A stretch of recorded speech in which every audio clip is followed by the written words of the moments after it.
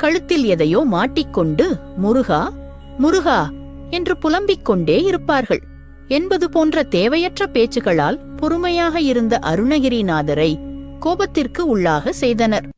எம்பெருமான் முருகனின் அருள் பெற்ற அருணகிரிநாதர் சொன்னால் முருகன் ஏதும் செய்வார். அவர்களின் அந்த கிண்டல்கள் எல்லை மீறி போகவே அருணகிரிநாதர் உடனே இப்பாடலை பாடி எதிரிகளை நெருப்பில் போட்டு பொசுக்கினார்.